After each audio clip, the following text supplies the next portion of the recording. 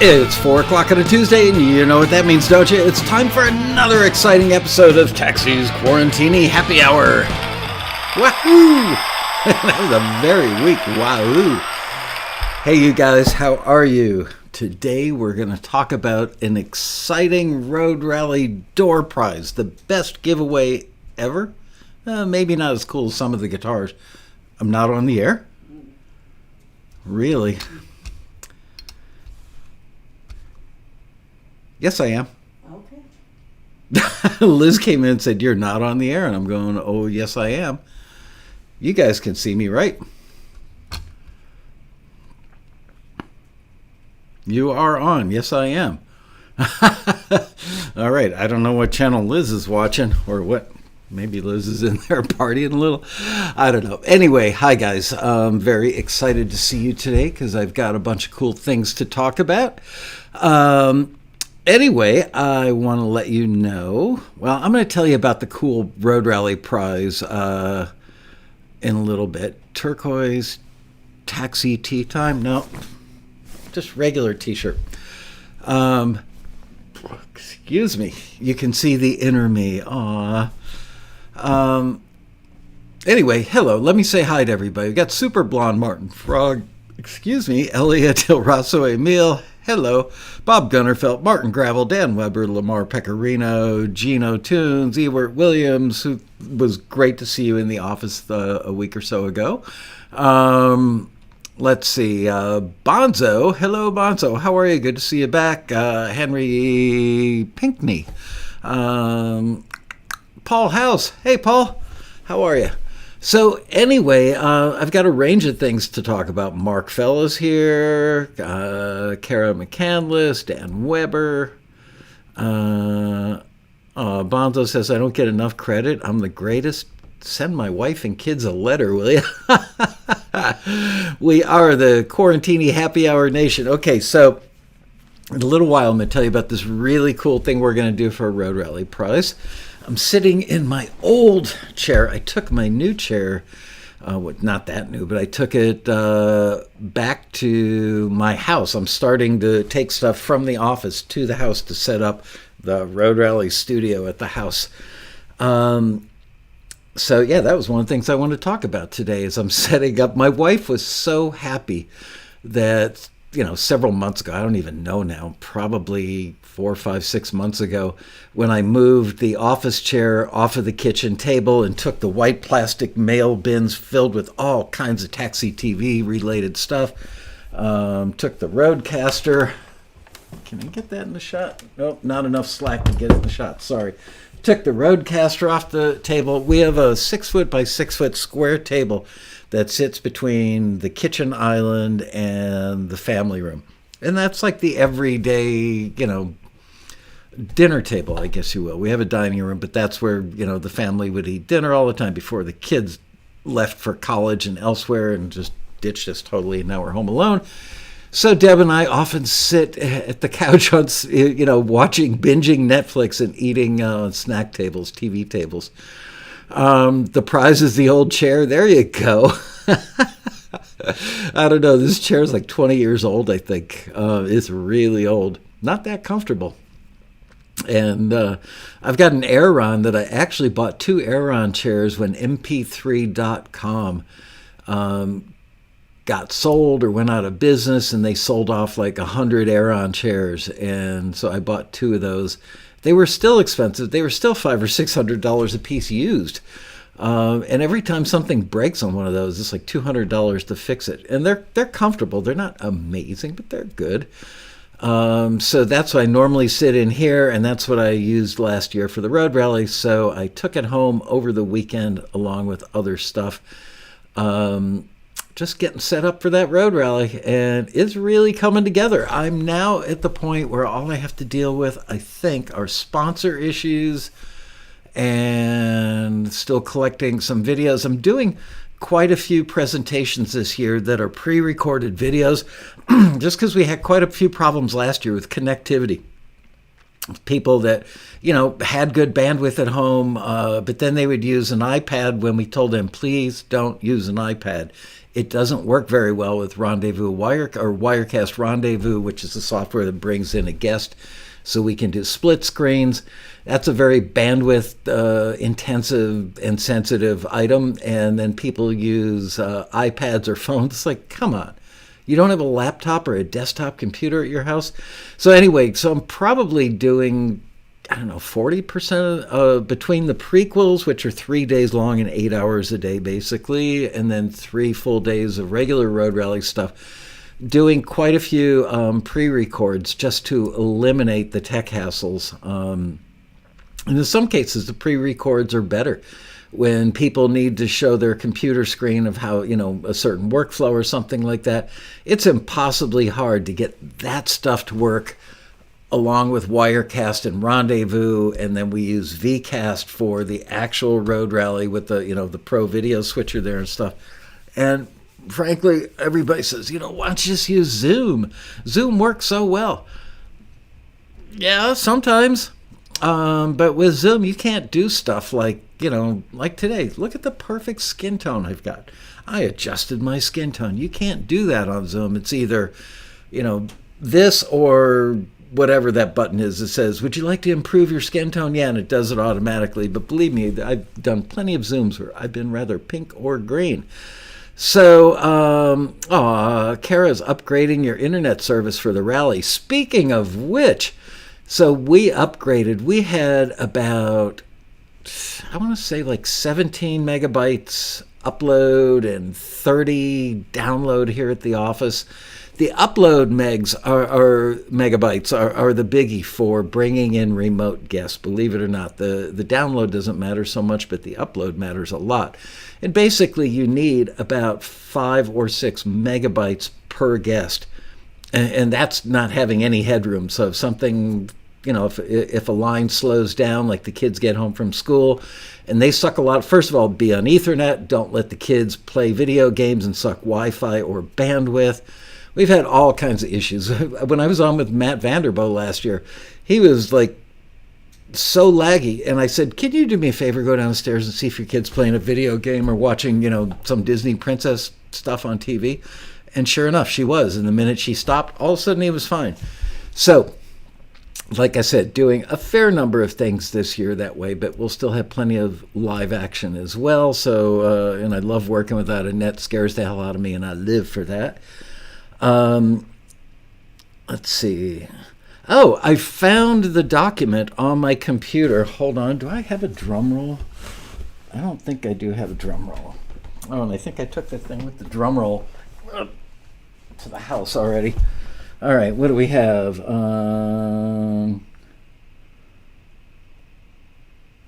I've got this. Okay, not a drum roll exactly. I did find the piece of the document on my laptop that had the names, possible names for the new names for the Quarantini, which I'm not going to deal with right now. And where did I write down? Oh, Taxi Members Only Happy Hour. How's that? Sounds exclusive and snobby, right? But that's us. We're snobby, aren't we? Anyway, that was the name that made it to the top of my list. The Taxi Members Only Happy Hour.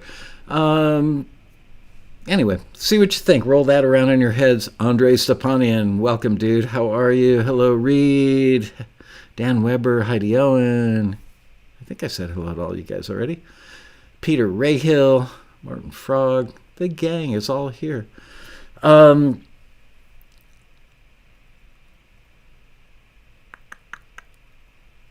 it's not members only. It should be.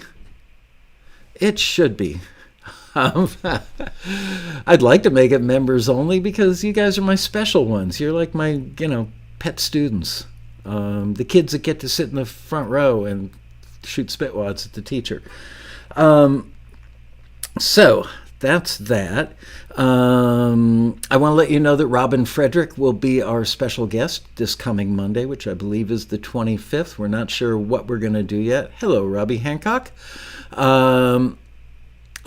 we welcome all misfits. Speak for yourself, Super Blunt. Yeah, I always try to have Robin on before the road rally. She kind of gets me pumped up for the road rally. Let's see. What else do I want to... Oh, we're talking about bandwidth. So I got the bandwidth at my house increased. I got it bumped up to like 12 megabytes up last year, which was twice. Before that, when I first started doing the quarantinis at home, remember the first couple days, it was pretty laggy. So I upgraded my internet and got it up to a whopping 12 megabytes, which is like 3 squirrels in the little wheel, or hamsters in the little wheel that go around. And that worked pretty well last year, I've got to say. So I called AT&T and said, give me the maximum. I don't care how much it costs, whatever you got, this is what I need. Of course, there's no fiber in my neighborhood because, God forbid, AT&T would get it to a suburb. So what was I able to get? I think now I'm at a whopping 17 megs up. But considering that's what, roughly 50% higher than last year, we should be fine because I don't think we've ever got more than 3 guests coming on. So I don't know, it worked fine last year with 12 and we had 3 guests. This year we're going to have 17 megs up.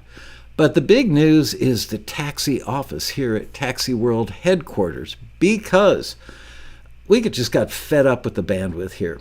Really inconsistent.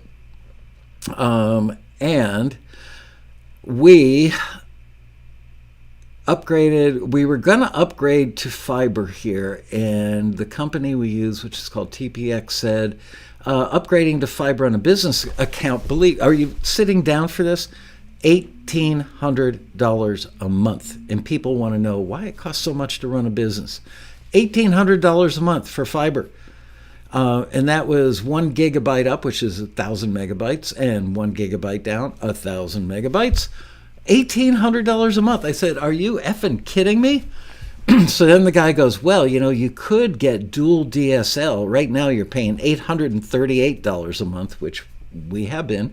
For like $858 a month, you can get dual DSL, which will give you a gig up and a gig down, 1,000 up, 1,000 down. I mean, that's infinitely faster than what we've got now.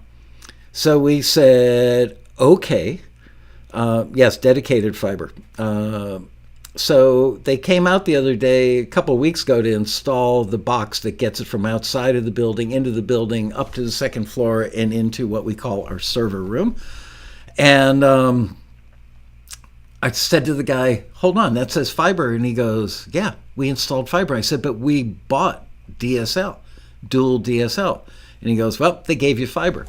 So Angel pulled out the contract. Sure enough, it says that we're getting fiber for $858 or something like that a month. So great, still really expensive. Really expensive. So we get the fiber. We're no longer using the IT guy that we've used for like 10 or 15 years because, frankly, he way overcharges us and he's a pathological liar. But I don't think he watches the show, so I can say that about him. We got a new guy so far. We like him. Brand new guy. And I had him come over for the introductory chit-chat at the same time that AT&T or TPX came to take the gizmo out of the AT&T fiber and run it over to our switch. And so I said to the guy who hooked it up, I said, we're supposed to have 1 gig up, 1 gig down. And we've got 100 megs up. It was roughly like 90 up and 90 down. He goes, well, not my problem. I tested it at the box. That's what it is. So it turns out that we've got a choke point. Paul House will get this. We've got a choke point going on with our either our router or our switch. I don't know, whatever. So we're getting new something like in 3 days that will give us the full 1 gig up, 1 gig down. So we will never see any lagginess from Taxi World headquarters ever again after the road rally. So that's that. Very excited about that. Let's see, what else haven't I talked to you about? Looking at my notes. Having a hard time getting gear prizes this year. Actual, like, physical gear. I'm trying to get some microphones and headphones, things like that. And the companies are all like, we don't have any.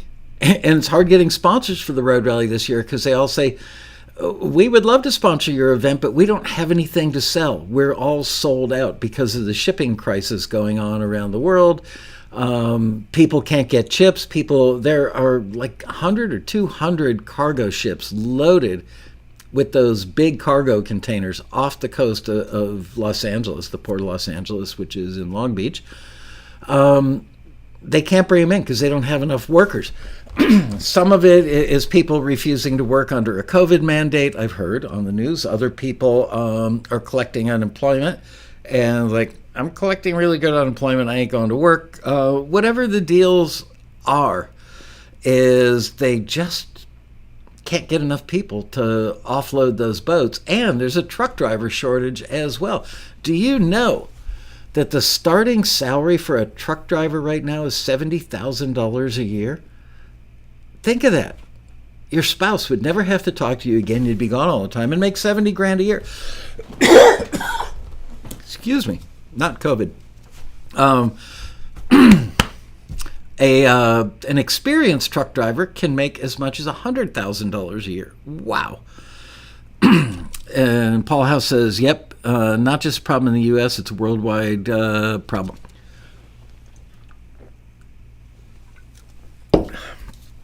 Cough drop time. I've got a tickle in my throat. That accent was for you, Paul. So, anyway, the manufacturer's saying, yeah, we love you guys, but we don't have any product to ship to any stores, so there's just no point in spending marketing dollars. So that's a first. Let's see, what else can I tell you? But we are getting some software companies that are giving software. I called one company up that makes this beautiful microphone that I use all the time, and tried to get them to give me a microphone and some headphones like the taxi screeners use. And they're like, wait, we're not even calling you back. Okay. I'll remember that. I'm putting you on my list. You're getting coal in your stocking. No, that's right. We don't have any coal anymore, so you're going to get, I don't know, used lithium polymer batteries in your stocking. Used ones that don't work, okay? How about guitar giveaways? I'm telling you, nothing of any great value. It's like we're sold out of everything. We don't have anything to send to our people. Buy your holiday presents early this year, kids. Everybody's saying that on the news.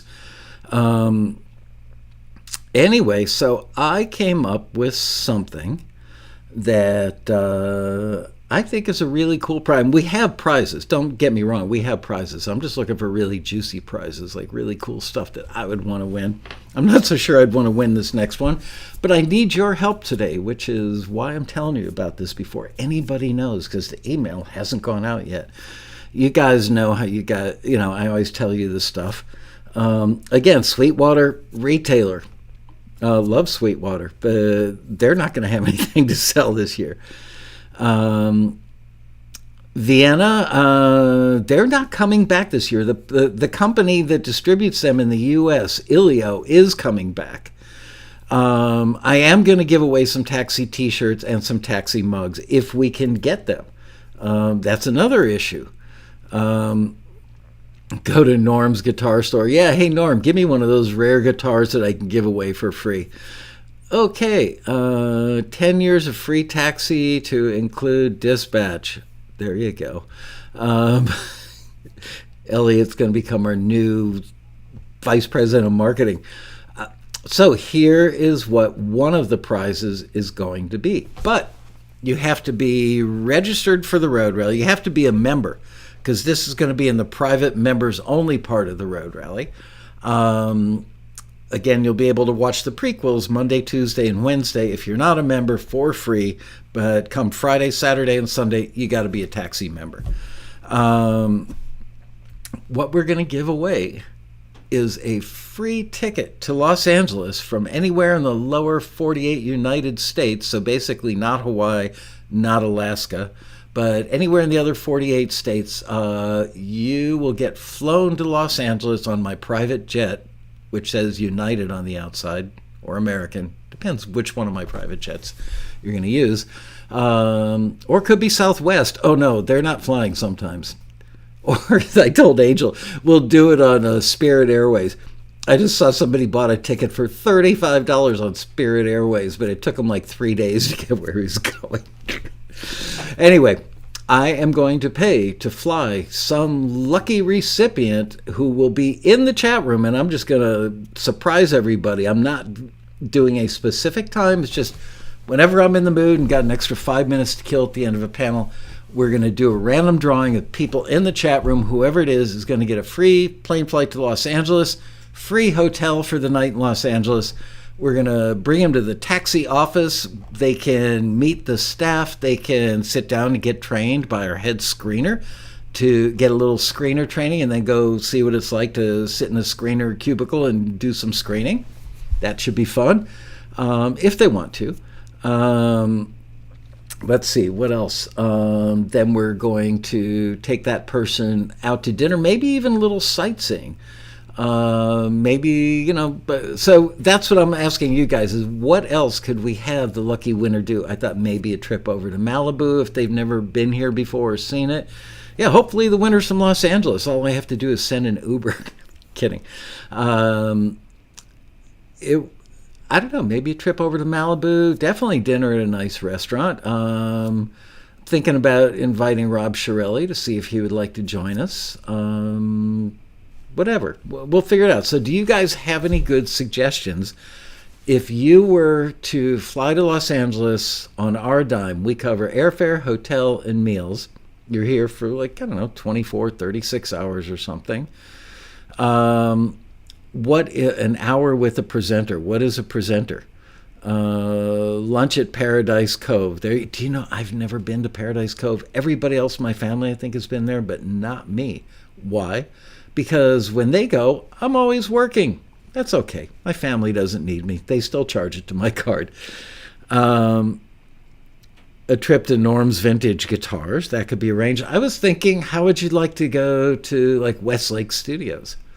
And see one of the cool studios down there. The Getty Museum. I love the Getty. A presenter at the Taxi Road Rally. Okay, the Road Rally will be over already. It's not like we keep them locked in a closet somewhere, although there's some of them I'd like to lock in a closet. A visit to a famous studio like Sunset. Is Sunset Sound even open? Spend a day watching Rob work. Honestly, I'm sure he would do it, but it's not that exciting. Basically just sits there in an area about the size. I mean, he doesn't work on a big console like that much anymore, especially since COVID. He basically does it all in his house on Pro Tools, and he's got a 3-car garage. He took the third bay and turned that into a little control room.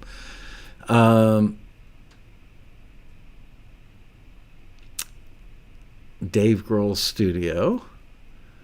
Capitol Chambers. I actually thought about trying to hook up a trip to Capitol Studios. The guy I used to know there is gone, though. A free show at the Whiskey. Fishing with Michael in Florida. Andre, I swear to you, if you win, that's what we're going to do. And I'm not picking the winner. Somebody else will be picking the winner because I like too many of you guys too much. I couldn't be unbiased. But if by some act of God, and remember, it was 3 years ago at the Road Rally, who was it? One of our employees had a boyfriend who came to the Road Rally. Was that it? And I joked that if he won or something, I said, oh no, I hope he didn't put his name in there. And I literally pulled a name out of 1,000 or 2,000 tickets in a box. And it was him. It was the employee's boyfriend that won. We didn't tell him. I didn't know he was coming. Otherwise, I would have said, make sure he doesn't put his ticket stub in to win anything. And there was the other time where I had, there's a gentleman named Michael that sits next to me every year at the Road Rally. He's a member, and he always takes care of taking notes for me and things like that. Really nice guy, and I really like him and enjoy his rally friendship every year.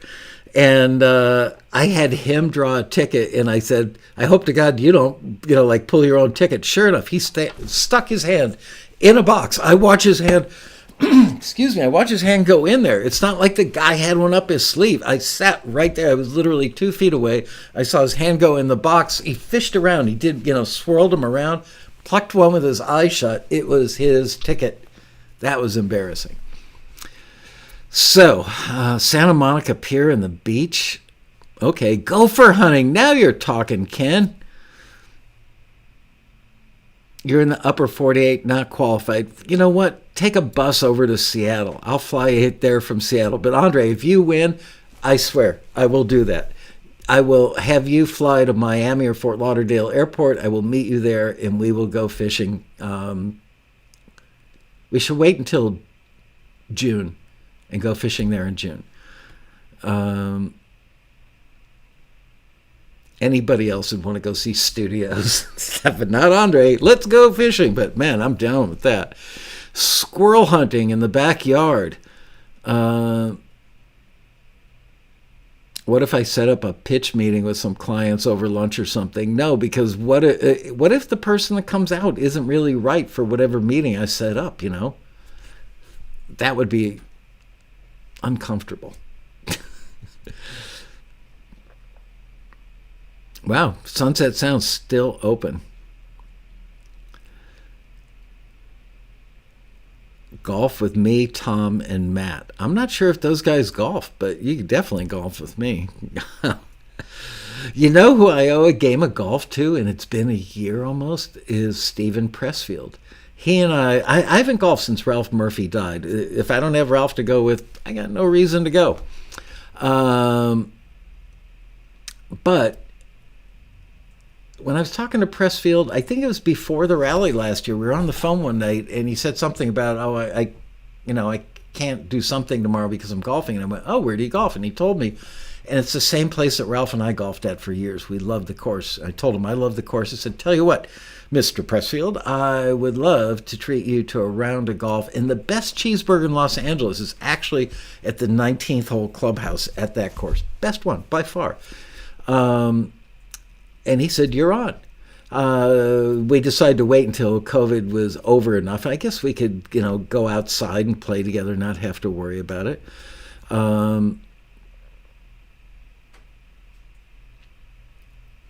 25 free submissions.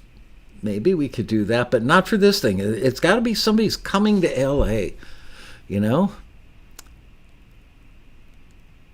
jamming with me and friends with me on the bass. God, I own a bass that I bought 2 years ago and literally have not taken it out of the case at home. Jam Wilage would rather go bowling. Yes, me, you, Pressfield, and Rob. Rob golfs, but he's got a really bad back, so he's only good for 9 holes. I don't know if Pressfield's any good. I think he's not that good. I think he said to me, I'll go as long as you're aware that I'm not that good. And I said, great, I suck. If I shoot under 100 on like a big boy, like real golf course, like a PGA level golf course, I rarely break 100. I once got a 78 and almost passed out. That's like a real 78, not a cheating 78. That's the thing, is I get really high scores because I don't cheat. Everybody I golf with cheats, including Ralph, my dearest, wonderfulest, most precious friend. There were times where I saw Ralph do 5 strokes on a hole and he called it a 4 or a 3. But then again, he's getting old, didn't count all that well. Oh, man, I do miss Ralph. I really miss Ralph. I think about him. I've mentioned this on the show before. I miss that guy way more than I thought I would miss him, way more than he probably thought I would miss him. But I'm sure if he's watching from above, he would be delighted at how often his name comes up in a very sweet way at our house. Even my daughters still talk about Ralph. He used to sit at our kitchen table at night and work on my daughter Hannah's songs with her. What a guy. So let's say I talked about Robin on Monday, talked about bandwidth, talked about no gear prizes, moving studio, the house. Here's how I prep. I wonder if Johnny Carson or Stephen Colbert, people like that, prep for their... That's how I prep for a show. Big production that this thing is. taxi members only happy hour. Very exclusive, only for us. So yeah, getting back to Jan Weilage's best round of golf was 107. Wow. I'm proud. I told you I was in Hawaii and I had nobody to golf with, so I went as a single and got paired up with the publisher of the Houston Chronicle. And I remember that the green fees were something ridiculous. It was like on a, I forget the name of the course, but it was one that Tiger Woods held one of his annual tournaments at. It was a really hard course. Plus, once you're off the fairway in Hawaii, they've got this grass. It's like a Brillo pad.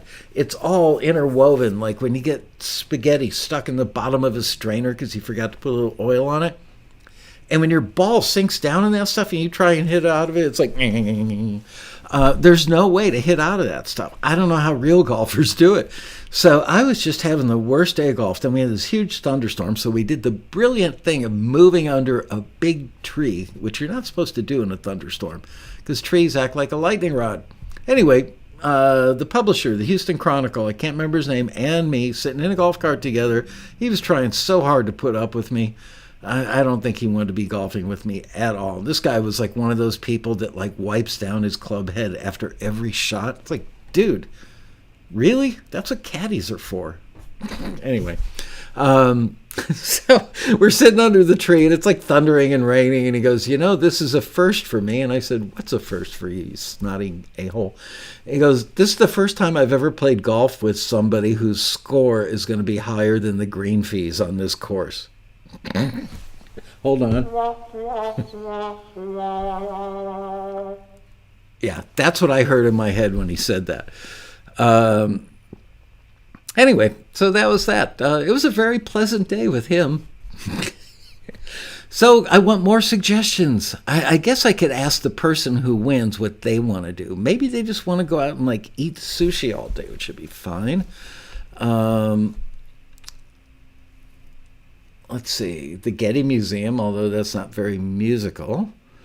An all-star studio would be pretty cool. Oh, I know. We could go to Westlake Studios and listen to the Thriller album in their control room. I'm telling you, that was an amazing experience.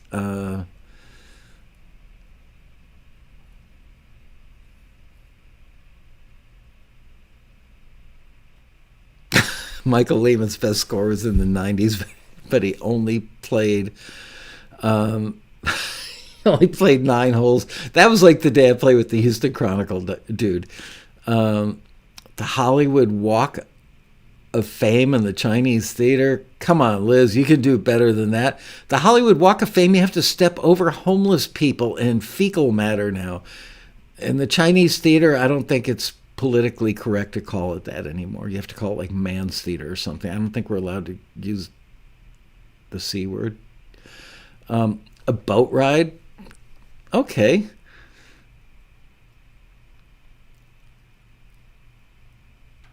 $7-Eleven downtown for Slurpees. Why didn't I think of that? Of course.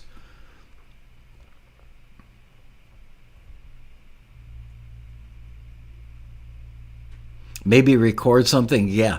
Let's not get carried away. A Hollywood Bowl show. That would be cool if there's something going on.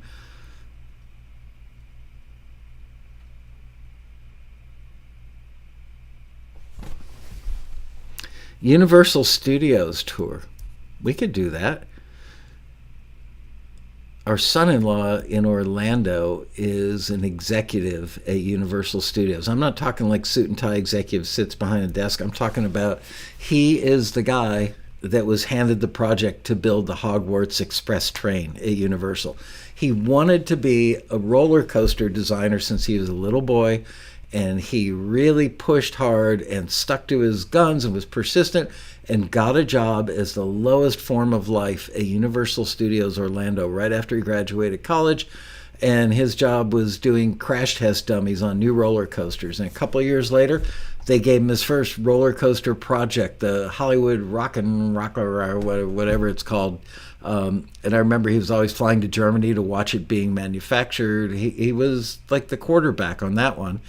And then he was totally in charge, I believe, of the Harry Potter train, the Hogwarts Express, which had to be exactly like the real thing, literally like down to the molecule, because J.K. Rowling herself came and wrote on it and checked it out. And the set designer for the movie, I believe, was there. So he did a really good job on that. And then he's been promoted to, like, I think something big. I want to say he's like senior director. I don't know exactly what he works on, but I think when they're planning like whole new parks and stuff, maybe he's involved in that stuff. Anyway, in the past, many years ago, when our daughters, who are now older, 21 and 25, but when they were little girls and we got to go to Universal Orlando, we got front of the line passes where every ride you go on, rather than standing in line for 2 hours with the hoi polloi, you get to walk right to the front of the line with people throwing stuff at you and calling you names and flipping you off. And they take you into an air-conditioned room and say, would you like a bottle of water, cold or room temp? And you take a cold bottle of water and chug it because it's hot as hell there in July. And then you go on the ride 3 minutes later. Yeah, very popular with the other people in line. But what can I say? You know, we're connected.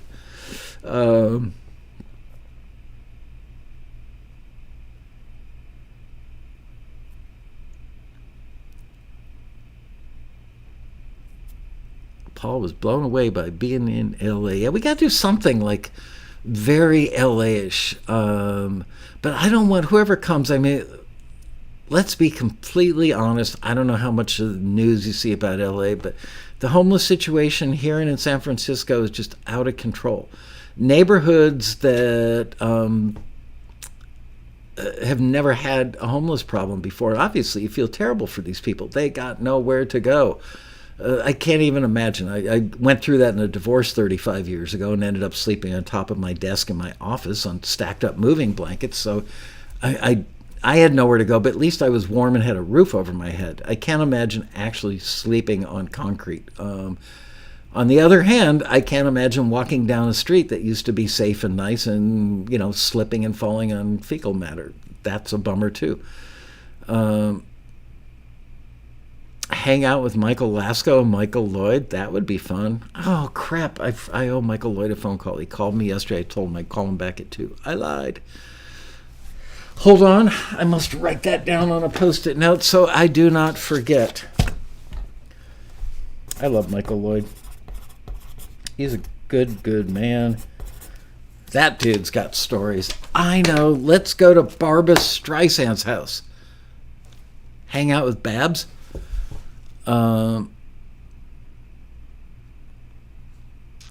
Spend the night on Skid Row.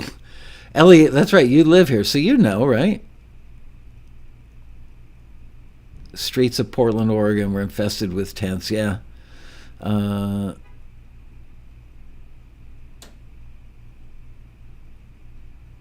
Yeah, I would love to have whoever wins, have them, if they are up for it, get a little screener training, do a little screening, and then have them join me for a taxi TV at the end of the day. So hopefully we could get them to like fly out Monday morning early or something.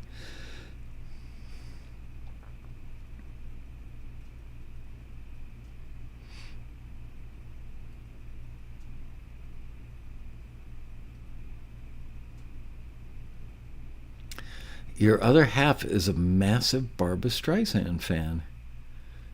Well, you know, I'll give Babs a call and we'll see what we can do about that. No, actually I do have one connection to her, but I would never play that card. Do you know, many years ago, a dear friend of mine at the time worked for Sony, and I had just purchased like 4 recording consoles and a bunch of tape machines and stuff from Sony. And he was already a friend of mine anyway, but he called up and said, we provided 2 24-track or 48-track digital machines that used half-inch tape. Those actually existed back then, to Barbra Streisand for her tour. I think they used them maybe for the string section or something. I'm not sure. Maybe they were recording. Whatever. It was her goodbye tour or farewell tour that ended up not being farewell. So we went to see Babs in concert at one of the big venues in LA. My wife is very excited. She loves Barbra Streisand.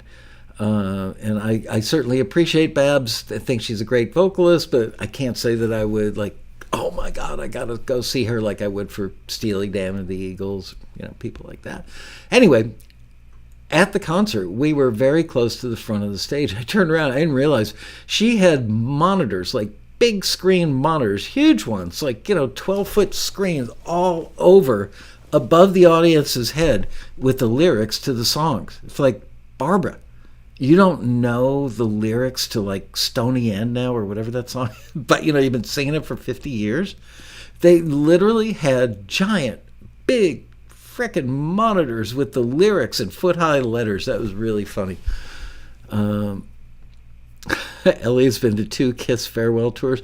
Did you know that Kiss is the guy who signed Kiss to their first deal? I believe I'm getting the story right. And produced their first recordings was a guy named Kenny. I can't think of his name. Anyway, Kenny was a screener here for like 10 years. He died about 7 or 8 years ago. I can't believe it. Kenny Kerner. Kenny Kerner produced Kiss back in the day. He had some great stories to tell.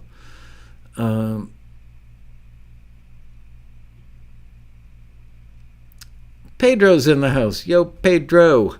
So yeah, I'm telling everybody, one of the prizes we're giving away at the rally is that somebody in the lower 48 is going to win a trip to Los Angeles, all expenses paid. We cover airfare, hotel, and meals, and we fly them out. They come to the taxi office, maybe go out to dinner with me and Shirley or me and Michael Lloyd, or maybe we go to like Westlake Studios and listen to the Thriller album in the control room where it got mixed. Who the hell knows? Whatever. So we're trying to think of other cool stuff to do in LA. But I guess beauty is in the eyes of the beholder, right? Like some people are saying, I know, a round of golf with you and Shirley. That's great if you golf. I have promised if Andre Stepanian wins, because he and I are both fishing addicts, that if he wins, although he lives in Vancouver or thereabouts, that if he gets himself across the border to like Seattle, then we can meet in Miami or Fort Lauderdale and go fishing. Actually, might even be worth a trip to the Keys to go tarpon fishing. Anyway, so if they want to, $1,000 shopping spree at Sam Ash. Is there even a Sam Ash left out here? I'm not kidding. Like stuff that used to be, I went, my wife was out of town like 3 weeks ago, and one afternoon on a Sunday, I went out for like a late lunch, early dinner with our friends Lizzie and Eddie. And we went to a Korean barbecue place that is actually in a mall. And it's a mall that they used to go to 20 years ago when they lived in that part of town. They were in shock. 40% of the stores in the mall were just gone. And there were homeless people sleeping in the doorways of where the stores used to be. It's a little dystopian, I gotta say. I don't know, when the stuff is going to turn around. I sure hope it does, because it's a little scary out there.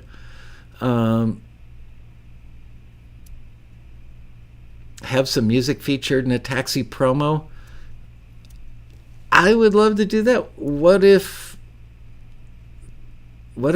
they're really wonderful people who don't make such fully wonderful music yet? Maybe they're on, the climbing up the stairs of success, as we say. Isla Mirada in Florida. Yep. There's a hotel that I stayed at where George Bush the Elder used to hold a tarpon fishing tournament, and everybody would stay at the hotel. I can't remember the name of it. I want to say it's like Dick and Betty's. It's like 2 names, I think. I don't know. Anyway, it's supposed to be the ritziest hotel down there. Not that ritzy. It kind of looks like it was decorated with a J.C. Penney catalog of, if you're moving to Florida as a snowbird, this would be what you cover your couch and do your drapes in. Everything was like bamboo furniture and really flowery patterns on everything. Did not look like the classiest of hotels, but man, every square inch of that lobby and the hallways and the bar and the restaurant, pictures of George Bush the Elder and all these other world-class celebrities coming in for the fishing tournament. So it so happened, I used to have a business partner, an old, wonderfully dear friend of mine from my college days named Michael Lederer. He also loved fishing, and we both used to live in Miami at the same time. So every few years, we would fly to Miami for a weekend, like a boys' weekend, and we would go fishing. We stayed at that hotel, and it was the weekend of the tournament. So there were a bunch of, like, not just political luminaries, but, some actors and world leaders. I think I saw the Pope fishing. It was hard for him to cast, His rod kept hitting that really tall white hat of his, just constantly whacking that hat. And then he got fish blood all over his beautiful white robes. Like, Pope, dude, wear sweats or shorts or fishing pants. A ferry to Catalina? Maybe a helicopter ride to Catalina. I've only gone to Catalina 3 times. First time I went was 4th of July weekend, just on a lark, I think I'd just broken up with a girlfriend. I had nothing to do, and I went, I'm relatively new to LA. I'd lived here for a year or two. I'm going to go to that Catalina Island place. And the ferries were all booked up because it was a holiday weekend. So I just jumped in my car, drove an hour and 20 minutes to the Long Beach port. There's a heliport down there, and I walked up and I said, I want to take a helicopter ride to Catalina Island. They said, we're booked solid. And then the guy standing behind me is like 3 college kids, whatever, like 22-year-old boys. I was probably 32, 33 at the time. They said, come with us. Our extra person that was supposed to be, on this flight didn't come. So there's going to be an open seat. So I flew out with them. And we landed, and I ended up hanging out with these 20-something guys. I was there on the island for like 24 hours. I don't drink much or very well. I drank a lot and got really sick. But I ended up crashing on the floor in their hotel room because everything was booked solid. So pretty ballsy of me for like being a grown-up guy with a couple of kids and all that. But, I was between wives and party time for Mikey. It was fun. But the interesting thing about it was that we found out that the helicopter that we'd flown out there on actually ran out of fuel on the flight back to Long Beach Harbor, and they had to put it down the ocean. Nobody died, but that would be pretty disconcerting if you were on a helicopter and the pilot goes, crap, I forgot to top it off. Bye. Me. So there was that.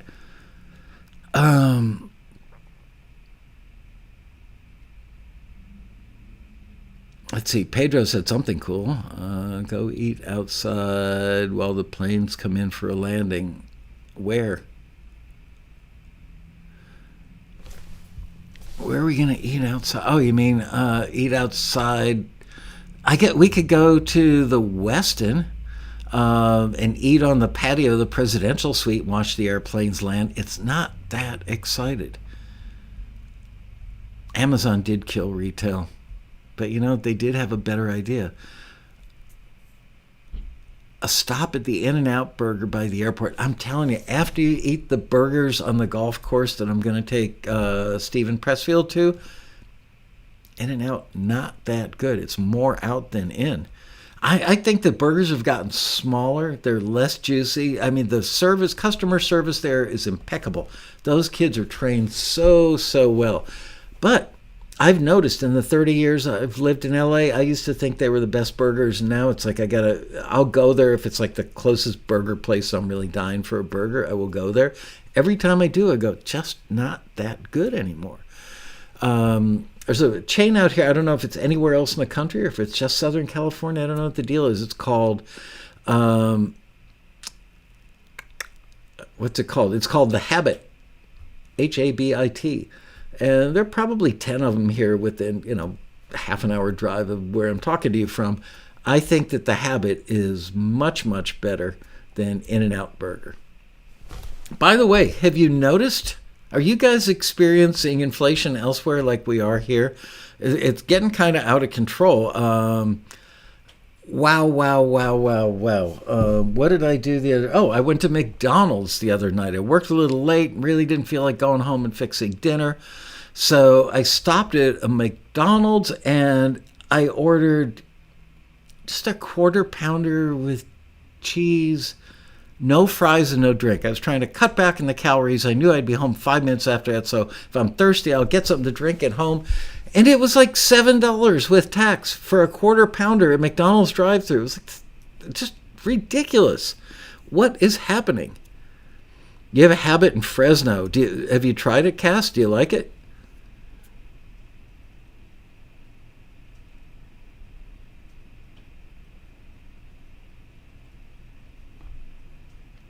Pedro, do they not have airplanes where you live? I thought you lived like in a big city, dude.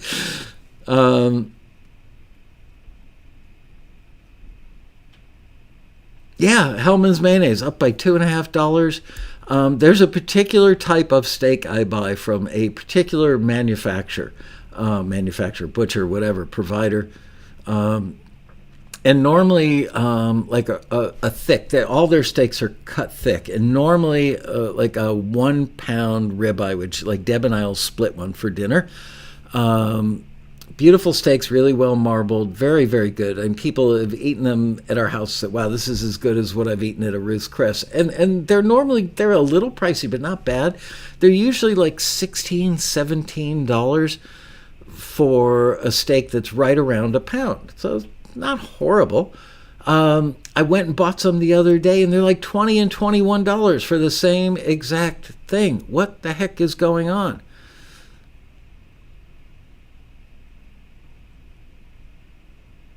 McDonald's will have a McPlant soon, all plant-based, even the bun. That's cool.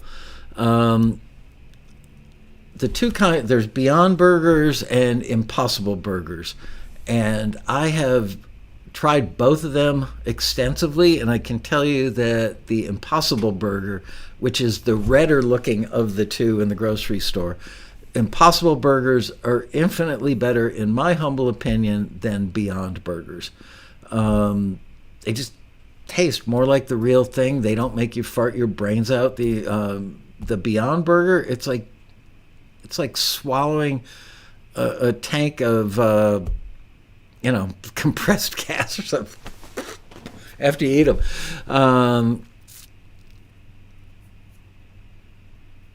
McPlant is Beyond Burger. Bummer. The other one is really, truly better. I also make these vegetarian, I'm not a vegetarian, but I do make vegetarian pizzas. And so I will take like an Impossible Burger or Beyond Burger, fry it up till it's like a little beyond, like really well done, so it gets a little crispy around the edges, and then break it up on top of the pizza. And for like a year, I was using Beyond Burgers, and I switched to Impossible. Infinitely better, I'm telling you. Any word on getting our spaceman back for the show? Yes, as a matter of fact, he texted me yesterday, and he is suggesting November 8th as his first availability, which is the Monday right after the rally. I'm not 100% sure I want to do a Taxi TV the day after, 6 out of 7 days of broadcasting the week prior. Maybe I will. I would love to have him back on the show. I'm so excited to hear about it.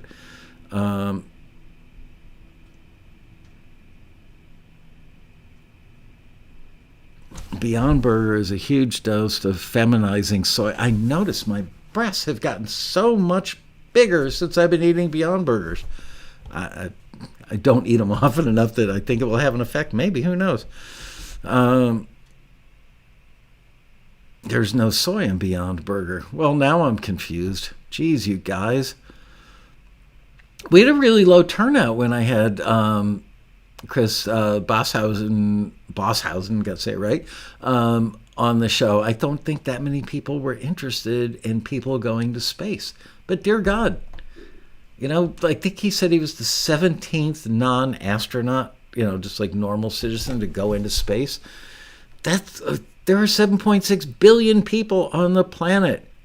It's a lot of people. And he's the 17th person to have done it. I don't know. I want to hear all about it. Anyway, I'm so happy for him. He's a really nice guy, and this was the fulfillment of a lifelong dream. I guess the next thing for him would be a trip to Mars or living, on the space station for a while.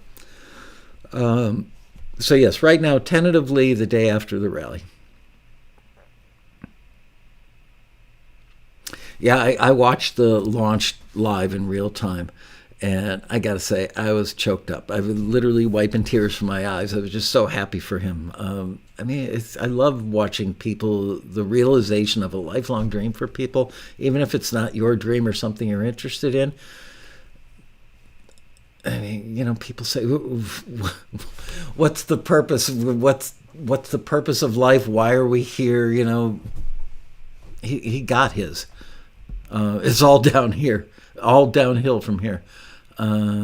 Followed the whole trip, as did I. It was really short. That was the only negatives. Like, they were only weightless for 3 minutes. But you got to start somewhere.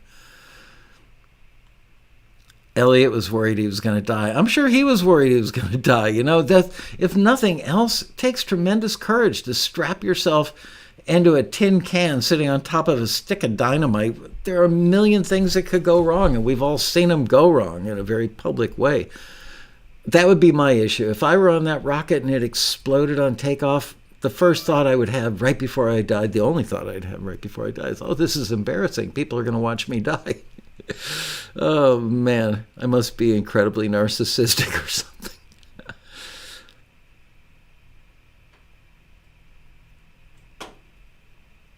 Wow, we've only got 4 minutes to go. Stay away from Soylent Green. No kidding. Impossible Burgers, the soy one, well, then I will risk growing man breasts because it's so much better. I would love for you guys to go to the grocery store and buy one of each and do a blind taste test with other people under your roof. Prepare them exactly the same way at the same time and have people take a bite of each, and you tell me what the results are. I want to know. I really, really, really want to know.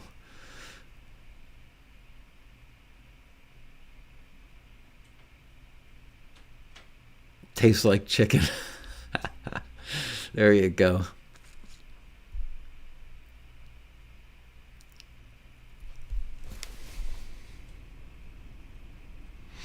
I love having you hang out with us, Paul, all the way from the UK, man.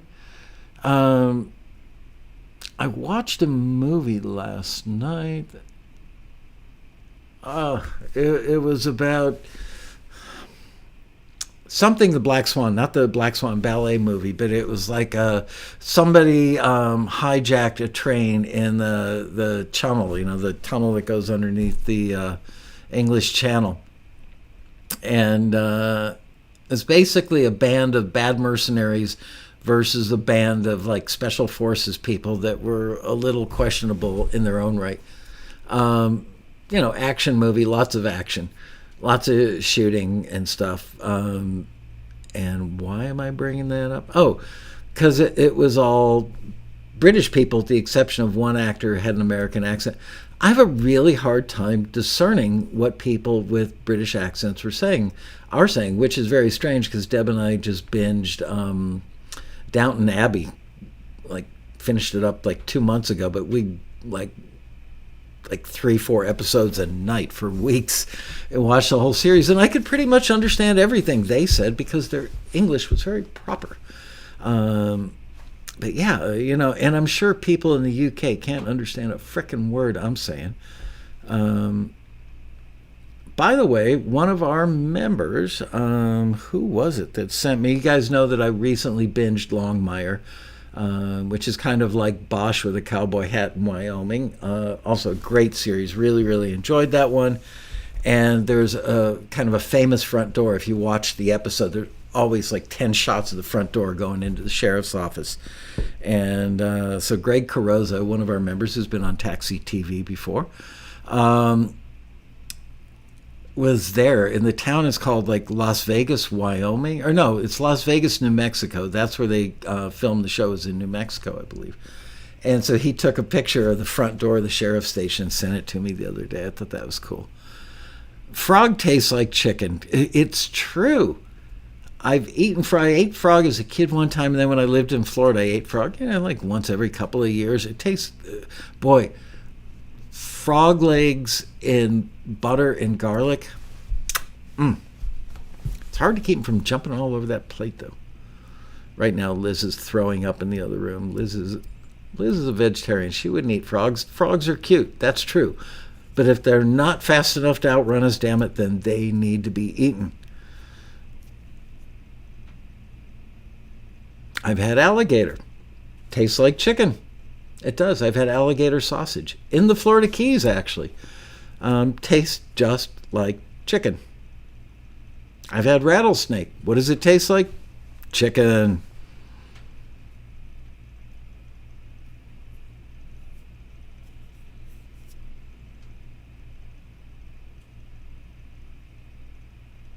A family of Geordies. What exactly is a Geordie, Paul? I've had ostrich. I gotta say, ostrich was the closest thing I've had. Like a medium rare ostrich steak tasted pretty much like a beef steak. Way less fat, much healthier for you. I don't think that I could eat or kill an ostrich, though. They're just so ugly. They're cute. I haven't tried kangaroo. That's another animal. I mean, I've got some sort of limits, and those are it. I'm going to go a couple minutes long just because I'm in. Gordies are from Newcastle. Can't say that I've been there. I've only been to London. Been to 2 airports in London, though. World traveler that I am. Possum and grits. Haven't tried possum either.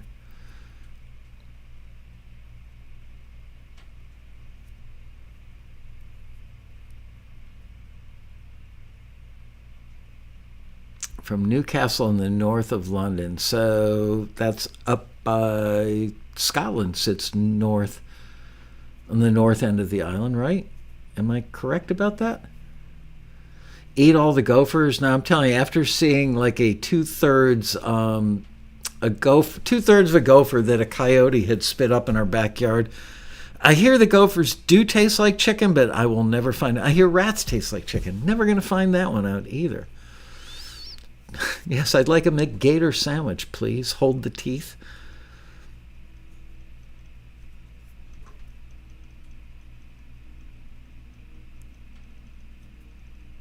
Near the border. Okay. I did watch Outlander, and I could understand most of the accents in that show, which I love. A new season of Outlander is coming really soon, I think shortly after the first of the year. Gopher jerkies are the best.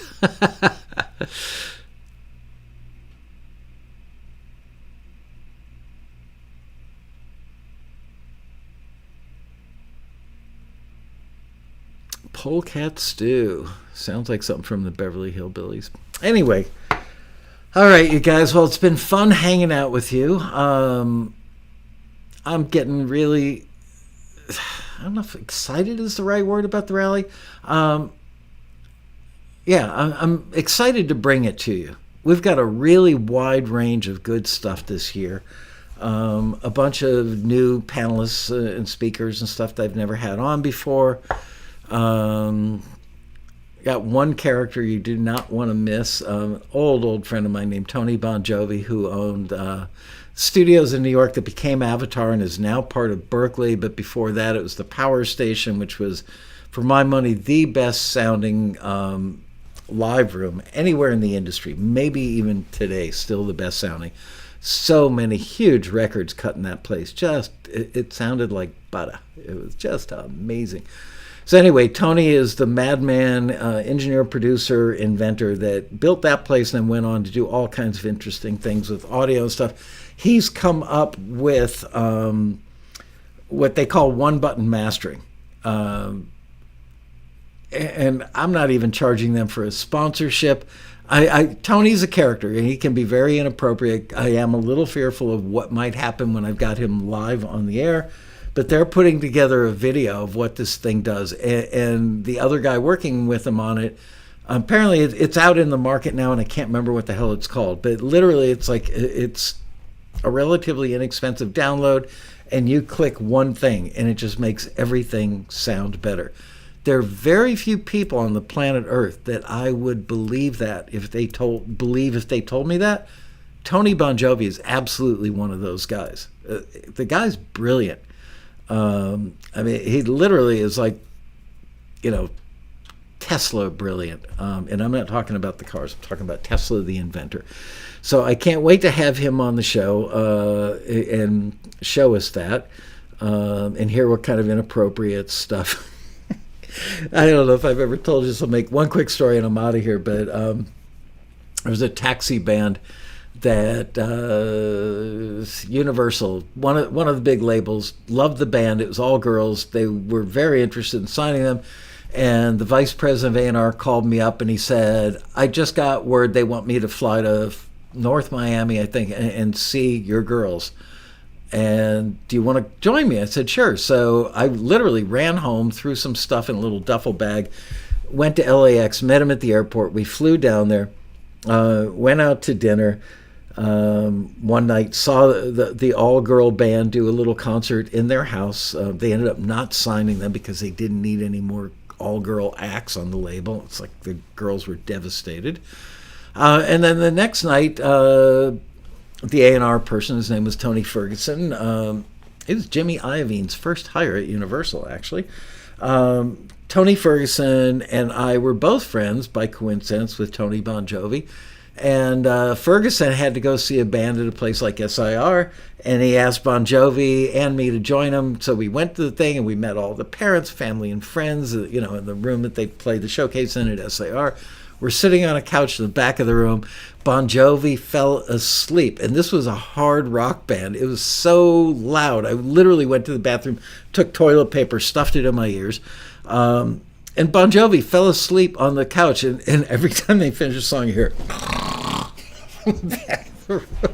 So you never know what you're going to get with him. So I'm excited to have him on. I can't remember the name of it, but you'll see. I'm telling you, when these two guys that I'm having at the road rally tell me this thing really works, you click one thing and go, wow, I got to see that to believe it, but I do tend to believe it from those guys. And if they're full of it, I'm going to be so embarrassed. But we'll get a lot of really inappropriate and funny stories. Tony's worked with the Rolling Stones, all kinds of big people. Maybe he'll tell us some really good behind-the-scenes stories, so don't miss that one. Anyway, I'm going to go home and make some possum for dinner and grits. See you guys on Monday for an exciting show with Robin Frederick. If by some act of God you are not already a subscriber to the channel, hit that red subscribe button. If you, by some act of God, have not given a thumbs up to this incredibly good show, what is going on down there? An incredibly good show. Just saying, give us some love. See you on Monday, 4 o'clock with Robin Frederick. Bye, guys. I am out. Thank you for joining me. Bye-bye.